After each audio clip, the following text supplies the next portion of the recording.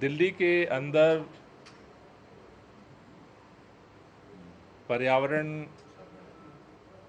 की स्थिति को बेहतर बनाने के लिए और लोगों के स्वास्थ्य को ध्यान में रखते हुए दिल्ली सरकार ने मुख्यमंत्री पार्क सौंदर्यीकरण योजना के तहत आज से दिल्ली में green park green Delhi mission की शुरुआत करने का निर्णय लिया है। आज दिल्ली सचिवालय में दिल्ली के माननीय विधायक, पार्क एंड गार्डन सोसाइटी के अधिकारीगण और अलग अलग विभागों के अधिकारियों के साथ संयुक्त कॉन्फ्रेंस आयोजित की गई थी, जिसमें यह निर्णय लिया गया है, जिसका मकसद है दिल्ली के अंदर लगभग 16,000 से ज़्यादा पार्क हैं। उन पार्कों को हरा भरा करना, उन्हें डेवलप करना, जिससे दिल्ली के ग्रीन बेल्ट को बढ़ाया जा सके और वहाँ स्थानीय लोगों को उसकी सुविधा का लाभ मिल सके। इसके लिए दिल्ली के अंदर हमने सबसे पहले हर विधानसभा के अंदर कितने पार्क हैं और उन पार्कों की क्या स्थिति है, इसको लेकर के सर्वेक्षण का काम, मैपिंग का काम कराया है और उसमें 11,000 से ज़्यादा पार्कों की मैपिंग का काम पूरा कर लिया गया। जो पार्क दिल्ली के अंदर हैं उसमें 3 कैटेगरी है। एक जो डेवलप पार्क हैं, मेंटेन पार्क हैं। दूसरे वो पार्क हैं जो अर्ध मेंटेन है, कुछ कुछ वहाँ काम ग्रीन क्षेत्र तो है लेकिन प्रॉपर मेंटेन नहीं हो रहा है। लगभग 6,345 अब तक 11,000 में से पार्क ऐसे पाए गए हैं अलग अलग विधानसभाओं में जो अनमेंटेन्ड हैं, जहाँ पर कोई डेवलपमेंट का कार्य नहीं किया गया है। इसके आधार पर हमने इस काम को, इन पार्कों को मिशन मोड में डेवलप करने के लिए आज से अभियान हमने शुरू किया है। इस अभियान के तहत दिल्ली के अंदर किसी भी पार्क को वहाँ पर जो लोकल RWA है वो ओनरशिप ले करके और उस पार्क को डेवलप करने का application park and garden society के पास दे सकती है। उस एप्लीकेशन के आधार पर पार्क एंड गार्डन सोसाइटी द्वारा प्रति हेक्टेयर 2,55,000 रुपये एनुअल उस पार्क के मेंटेनेंस के लिए दिल्ली सरकार की तरफ से दिया जाएगा। 2,55,000 प्रति एकड़ उसको मेंटेन करने के लिए। अगर वो पार्क डेवलप ही नहीं है, अनडेवलप है, तो वहाँ अगर कुछ अतिरिक्त जो बिगिनिंग बुनियादी काम है उसके लिए 1,00,000 रुपये अतिरिक्त जो है उस RWA को दिया जाएगा। उसके कंस्ट्रक्शन के लिए जो भी वहाँ पर डेवलपमेंट वर्क करना है वो 1,00,000 रुपये अनडेवलप पार्क के लिए प्रति। तीसरा, दिल्ली के अंदर पार्कों को मेंटेन करने के लिए पानी की जो है वो कई जगहों पे दिक्कत आ रही है। इसके लिए जो सरकार ने निर्णय लिया है कि लोकल लेवल पे एसटीपी जो है इंस्टॉल कराया जाएगा। जहाँ पे पानी की दिक्कत है वहाँ पे आरडब्ल्यूए एप्लीकेशन देते हैं जो पार्क ओन्ड हो गया है, तो 3.5 लाख रुपए प्रति हेक्टेयर की क्षमता के लिए 3.5 लाख रुपए अतिरिक्त एसटीपी को इस्टेब्लिश करने के लिए वहाँ पर सरकार की तरफ से सहयोग राशि दी जाएगी, जिससे वहाँ पानी की सुविधा को किया जा सके। मैं फिर इसको रिपीट कर देता हूँ, कोई भी आरडब्ल्यूए जो लोकल है वो इस ओन करके पार्क को एप्लीकेशन सबमिट कर सकती है। पहले जो एप्लीकेशन आएगी, कहीं पर ऐसा हो सकता है कि कई आरडब्ल्यूए हों, जो आरडब्ल्यूए पहले एप्लीकेशन देगी उसके एप्लीकेशन को एक्सेप्ट किया जाएगा और उन आरडब्ल्यूए को मेंटेनेंस के लिए, माली रखने के लिए और मेंटेनेंस वर्क के लिए 2,55,000 रुपये दिए जाएंगे। अगर वो अनडेवलप वर्क है और कुछ अतिरिक्त काम कराने हैं तो उसके लिए 1 लाख रुपये अतिरिक्त दिया जाएगा।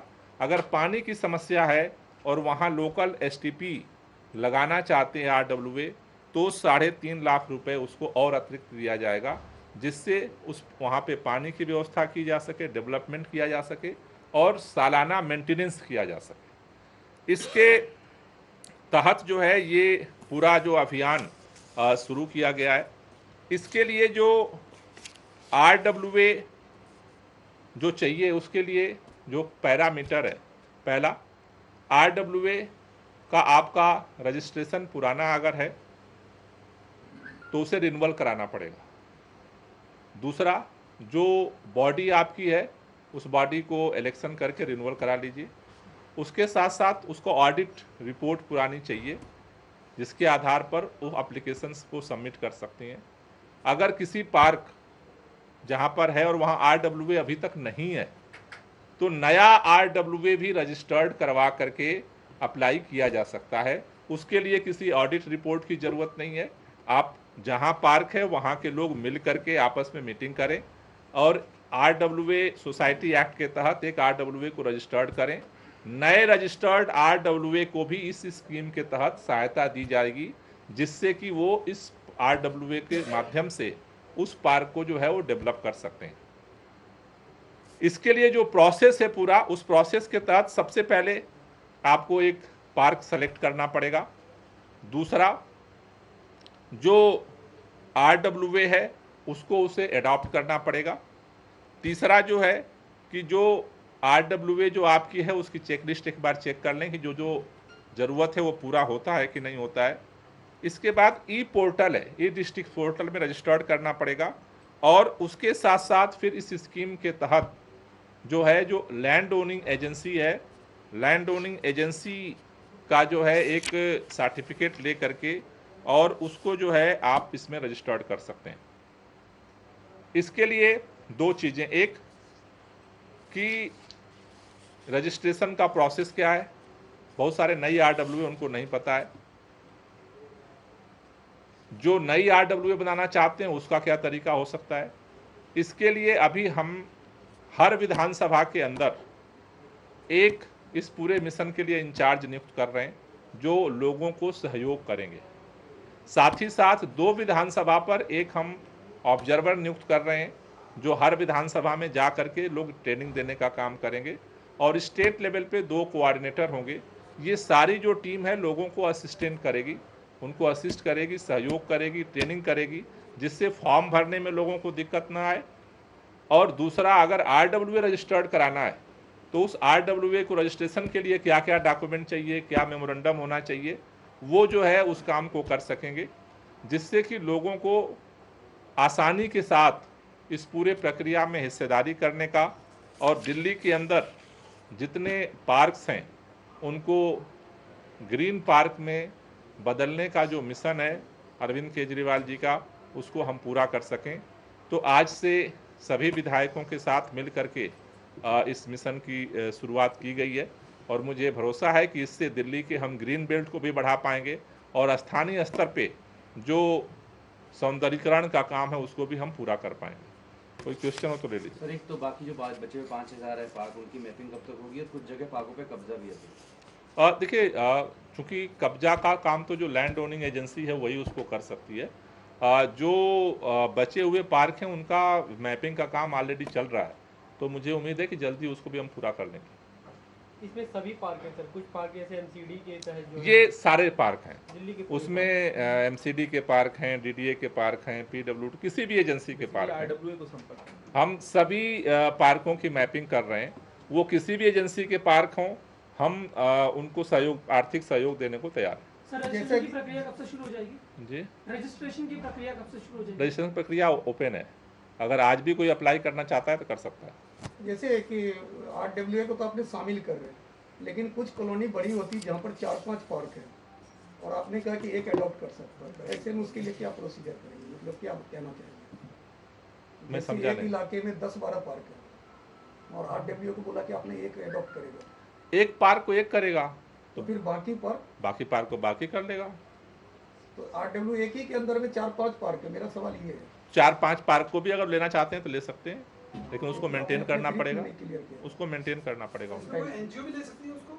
एनजीओ भी ले सकती है, लेकिन हमारा निवेदन है कि अभी तक आरडब्ल्यूए जो हैं उनका अनुभव बहुत ज़्यादा अच्छा रहा है, क्योंकि वहाँ लोकल लोग रहते हैं, उनके बच्चे, उनके परिवार के लोग वहाँ जाते हैं, तो उससे उनका एक अटैचमेंट बनता है। लेकिन सर इनका सवाल था ना कि ज़्यादा हो तो एनजीओ ले सकते नहीं, ज़्यादा हो तो और आरडब्ल्यूए बन सकती हैं। आरडब्ल्यूए बनने के लिए कोई लिमिटेशन तो है नहीं भाई, जहाँ पार्क है उस पार्क के आसपास जो लोग रहते हैं वो मिलके एक नया आरडब्ल्यूए बना सकते हैं। अब जो इस तरह से इसमें है कि हमारे उसमें है कि भाई प्रति हेक्टेयर आपको ये सुविधा दी जा रही है, उसमें ऐसा हो सकता है कि 4-5 पार्क छोटे छोटे हों, ठीक है, वो हेक्टेयर के हिसाब से नहीं आते हों, तो उनका क्लस्टर बना करके भी कोई ले सकता है, जिनको ये पैसा मिल जाएगा, एक माली रख लिया और जो काम है वही सारी चीज़ों को मेंटेन कर देगा। सर एक सवाल है, हरियाणा के बाद अब यूपी और हिमाचल ने भी दिल्ली को अतिरिक्त पानी देने से मना कर दिया है, क्योंकि आपने भी कहा कि दिल्ली के अंदर भी कई जगह पानी का संकट भी है और यमुना का जो जल स्तर है वो भी घट रहा है। इसको लेकर के जल बोर्ड इसको टेक पर कर रहा है।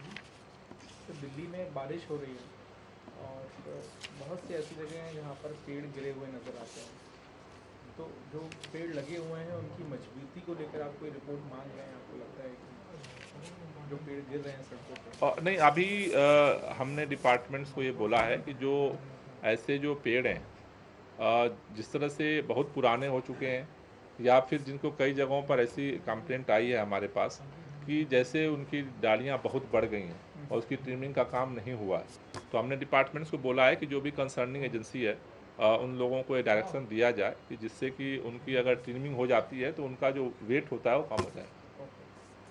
Thank you. Okay, thank you.